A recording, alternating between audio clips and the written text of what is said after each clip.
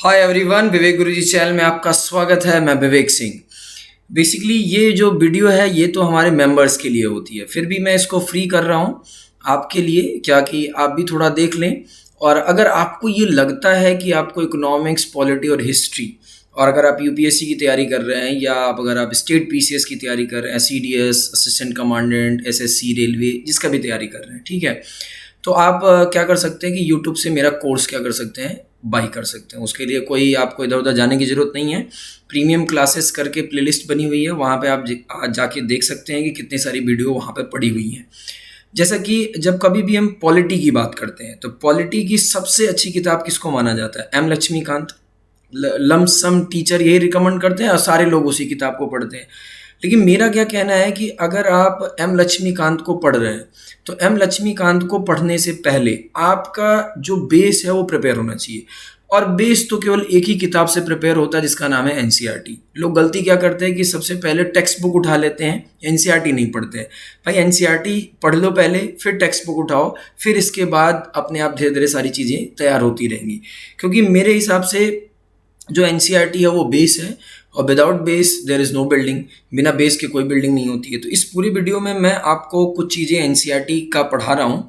जो 11th class में एक किताब चलती है एनसीईआरटी की, कॉन्स्टिट्यूशन एट वर्क, तो वहाँ से पढ़ा रहा हूँ। यहाँ पर एक एक लाइन में एक्सप्लेन करूँगा और एक एक लाइन को आपको समझना है, पेशेंस बनाना है। क्योंकि मुझे भी बहुत अच्छे तरीके से पता है कि जब आप ऑनलाइन स्टडी करते हैं तो ज़्यादा देर तक आप वीडियो को देख नहीं पाते हैं, ठीक है। इसलिए आपको पेशेंस रखना है।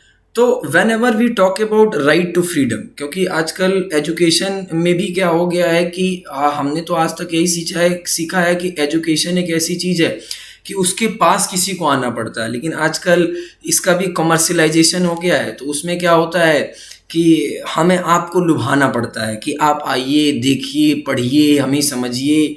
तो सब चीज़ का जो रूट कॉज है वो पैसे से स्टार्ट हो जाता है, ठीक है।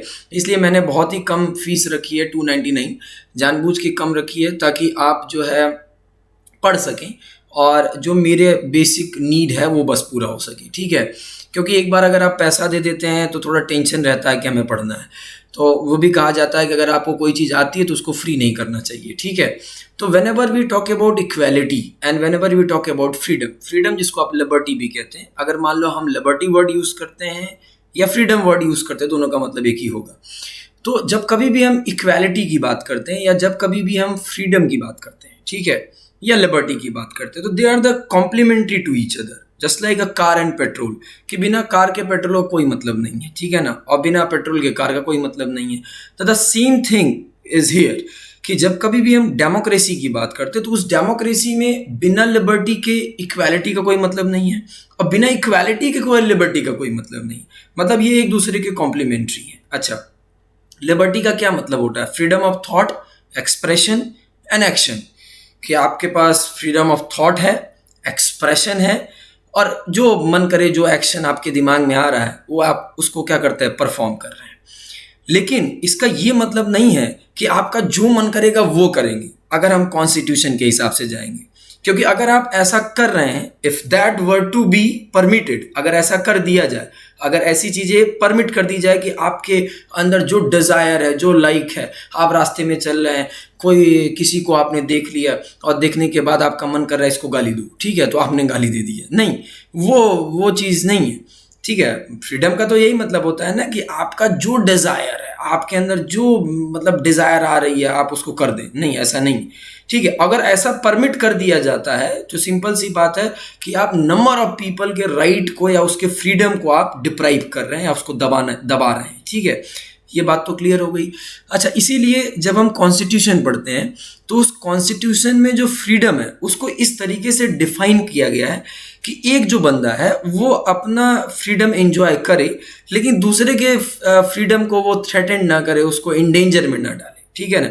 या अगर हम अपने देश में अगर कोई लॉ बनाया गया या ऑर्डर बनाया गया तो उसको भी इंडेंजर ना करे और दूसरे के फ्रीडम को भी थ्रेटन ना करे। इस हिसाब से फ्रीडम को डिफाइन किया गया है कॉन्स्टिट्यूशन के अंदर। अच्छा, जितने भी हम अगर राइट टू लाइफ और पर्सनल लिबर्टी की बात करते हैं, whenever we talk about right to life and personal liberty, तो जितने भी राइट हैं उस राइट में ये राइट बड़ा इंपॉर्टेंट है, राइट टू लाइफ और पर्सनल लिबर्टी। अच्छा, इसमें साफ साफ शब्दों में लिखा है कि no citizen can be denied his or her life except by procedure as laid down under the law. ठीक है, अगर लॉ के अंदर लिखा है तब तो आप उसके राइट टू लाइफ और उसके पर्सनल लिबर्टी को छीन सकते हैं। अदरवाइज अगर वो लॉ में नहीं लिखा हुआ है तो आप उसके राइट टू लाइफ और उसके पर्सनल लिबर्टी को आप नहीं छीन सकते हैं। ये बात क्लियर हुई?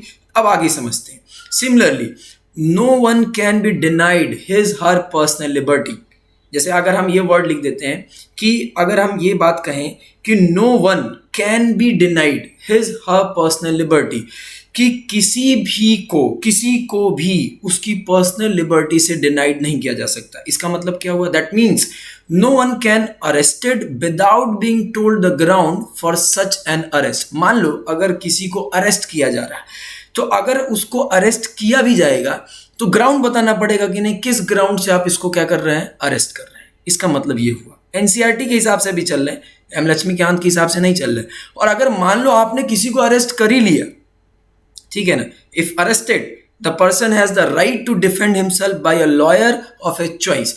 अब आप हरीश साल्वे को उठा के लाइए, चाहे आप किसी बड़े लॉयर को उठा के लाइए और अपना प्रूफ कराइए कि नहीं, हाँ आप गलत नहीं है, आपको ऐसे ही अरेस्ट कर लिया गया है। समझ में आएगी ना मेरी बात? अच्छा, मान लो, और इसके बाद भी मैंडेटरी है कि अगर किसी भी बंदे को अगर आपने अरेस्ट किया है तो नियरेस्ट मजिस्ट्रेट के सामने 24 घंटे के अंदर उस बंदे को प्रेजेंट करना पड़ता है कि भैया अब वो बंदा अपना प्रूफ करेगा कि हम भैया गलत हैं कि सही है। अगर वो गलत है तब तो आगे उसकी कार्रवाई की जाएगी, अगर वो गलत नहीं है तो आगे कोई कार्रवाई नहीं होगी। क्यों? अब देखो, यही एनसीईआरटी की खासियत है। अब जब यहाँ पे ये वर्ड लिखा है the magistrate who is not a part of police, क्योंकि पुलिस ने आपको अरेस्ट किया, लेकिन मजिस्ट्रेट जो है वो पुलिस का पार्ट नहीं है, will decide whether the arrest is justified और नॉट, कि वो जो अरेस्ट है वो जस्टिफाइड है कि नहीं है। अब कल को यही एग्जाम में क्वेश्चन पूछ दिया कि is magistrate is a part of police, तो आपका आंसर क्या होगा? नहीं, क्योंकि एनसीईआरटी में लिखा हुआ वो is not a part of the police, क्योंकि पुलिस ने आपको अरेस्ट किया। समझ में आया कि नहीं? पुलिस ने आपको अरेस्ट किया, और पुलिस अगर आपको अरेस्ट करती है तो नियरेस्ट मजिस्ट्रेट के सामने 24 घंटे के अंदर उसको प्रेजेंट करना पड़ता है। प्रेजेंट करने के बाद वो बंदा अपने लॉयर के साथ अपना जो उसको प्रूफ करना है वो प्रूफ करेगा। और अब देखो, जो बंदा पकड़ रहा है वो जस्टिफाई नहीं कर रहा है। जस्टिफाई कौन कर रहा है? जो उसका पार्ट नहीं है। तो magistrate is not a part of police, तो वो जस्टिफाई करेगा कि ये अरेस्ट सही है कि गलत है। This right is not just confined to a guarantee against taking away of an individual life but has a wider application। कि अगर हमने अगर मान लो किसी को अरेस्ट कर ही लिया है, ठीक है ना, तो वो उसकी इंडिविजुअल लाइफ को जस्टिफाई नहीं कर रहा। इसका जो सेंस है बहुत ही वाइडर है, और इसको सुप्रीम कोर्ट ने जो है क्या किया है, नंबर ऑफ केसेस से डिफाइन किया है कि ये राइट टू लाइफ और पर्सनल लिबर्टी का मतलब क्या है। जैसे कि यहाँ पे साफ शब्दों में लिखा है, Supreme Court has ruled that this right also include right to leave with human dignity. अब जैसे जब कभी भी हम राइट टू लाइफ की बात करते हैं, पर्सनल लिबर्टी की बात करते हैं, एक आदमी को सम्मान से जीने का हक है, ऐसा सुप्रीम कोर्ट कह रहा है।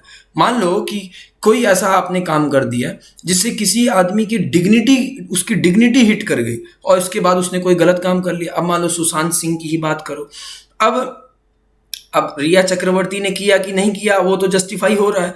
अब मान लो रिया चक्रवर्ती के वजह से जो सुशांत सिंह राजपूत है उसकी डिग्निटी हिट कर गई और उसने अपना सुसाइड कर लिया, तो कल को वो भी कल्प्रिट मानी जाएगी, फ्री फ्रॉम एक्सप्लॉइटेशन। तो ये बात आपको याद रखना कि जब कभी भी हम राइट टू लाइफ की बात करते हैं तो राइट टू लाइफ के अंदर ये भी आता है कि एक आदमी को सम्मान से जीने का हक है। कल को आपके एग्जाम में एक क्वेश्चन पूछा जाए कि right to live with human dignity is a part of right to life और नॉट, तो your answer is yes. Why? Because Supreme Court rule that. इसको किसने रूल किया है? सुप्रीम कोर्ट ने किया है। अच्छा, the court means Supreme Court has held that right to shelter and livelihood is also include in the right to life, कि right to life के अंदर राइट टू शेल्टर भी आता है और राइट टू लिवलीहुड भी आता है। क्योंकि आपने भी पढ़ा होगा कि बेसिक नीड के बारे में पढ़ा होगा। जब कभी भी हम बेसिक नीड की बात करते हैं तो बेसिक नीड का क्या मतलब होता है? रोटी, कपड़ा एंड मकान। तो और उसके बिना उस आदमी का जीवन की कल्पना नहीं की जा सकती है।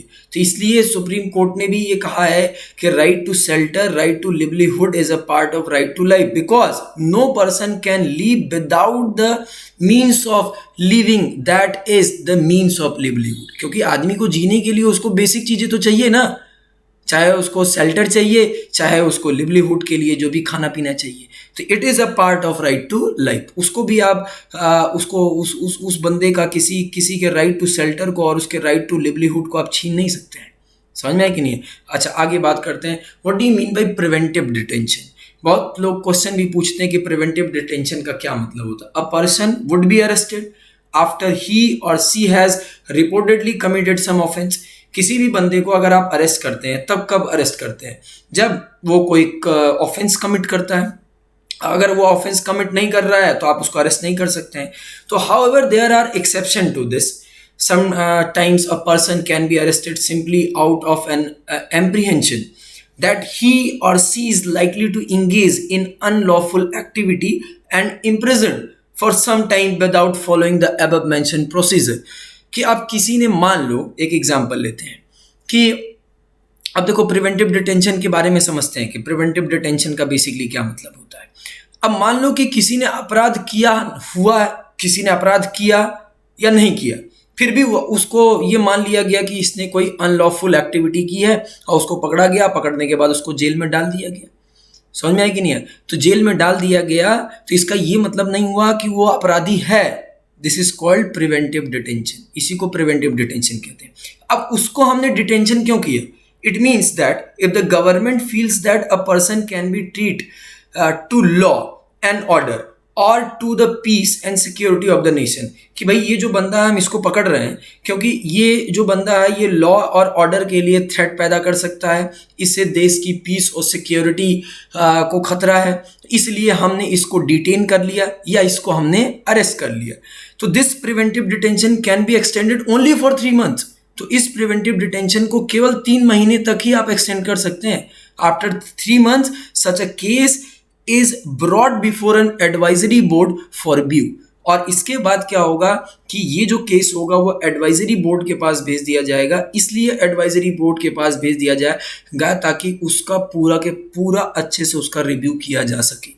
याद रखना, कोई भी है, मान लो कन्हैया कुमार है।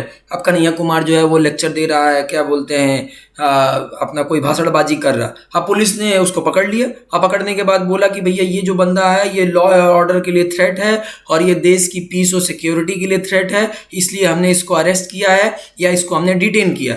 तो अगर उसको गवर्नमेंट ने डिटेन किया या उसको गवर्नमेंट ने अरेस्ट किया तो उसका एक्सटेंशन केवल 3 ही महीने तक होगा और 3 महीने के बाद उस केस को एडवाइजरी बोर्ड के पास भेजा जाएगा ताकि उसका अच्छे से रिव्यू हो सके। On the face of it preventive detention looks like an effective tool in the hand of the government.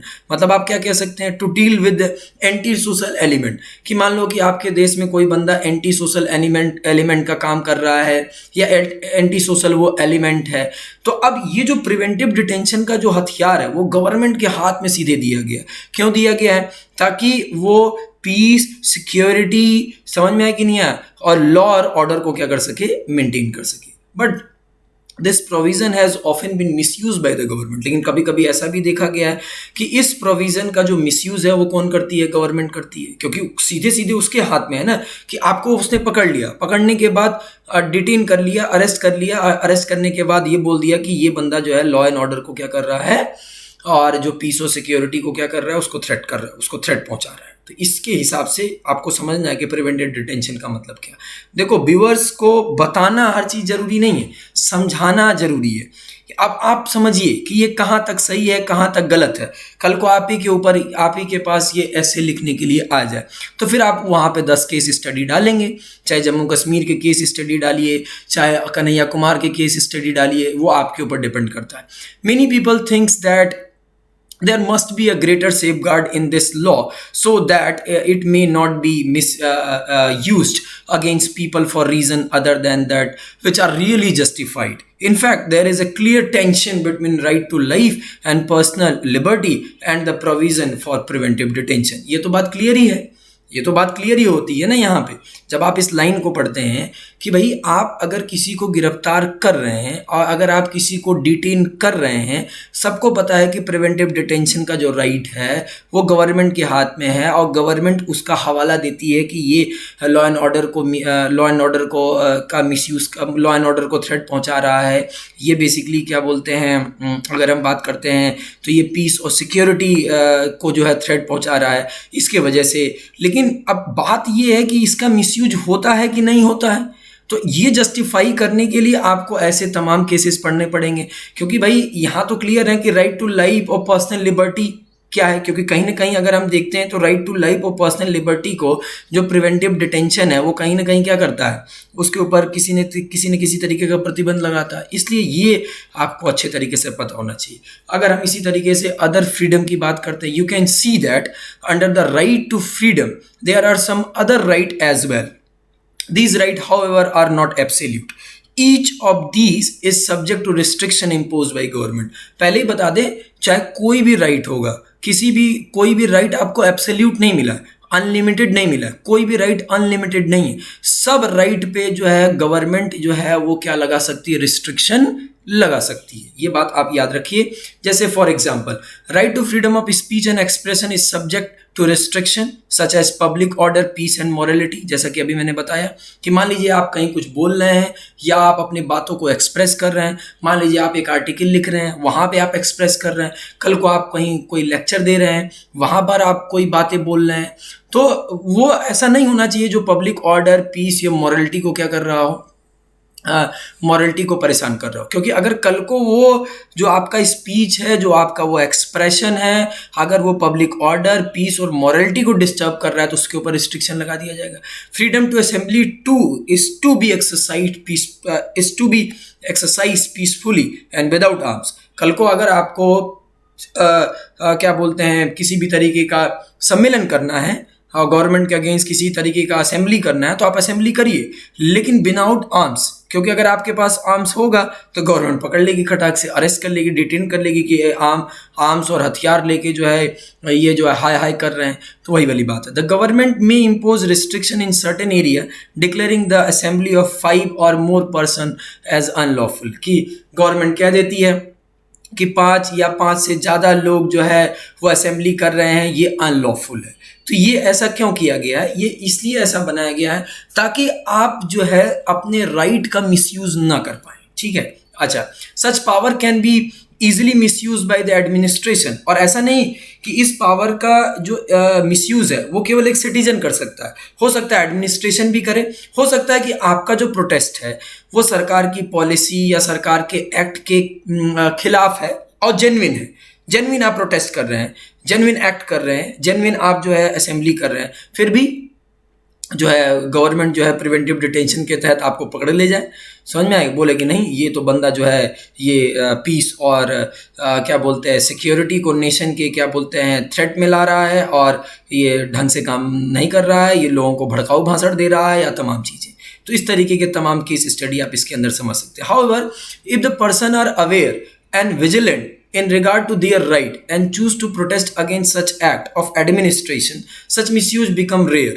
क्योंकि देखो ये भी बात हुई थी जब कॉन्स्टिट्यूएंट असेंबली में संविधान लिखा जा रहा था, तो उस समय भी कॉन्स्टिट्यूएंट असेंबली के अंदर बहुत लोग ऐसे थे जो राइट के ऊपर रिस्ट्रिक्शन के खिलाफ थे कि राइट के ऊपर रिस्ट्रिक्शन नहीं लगना चाहिए।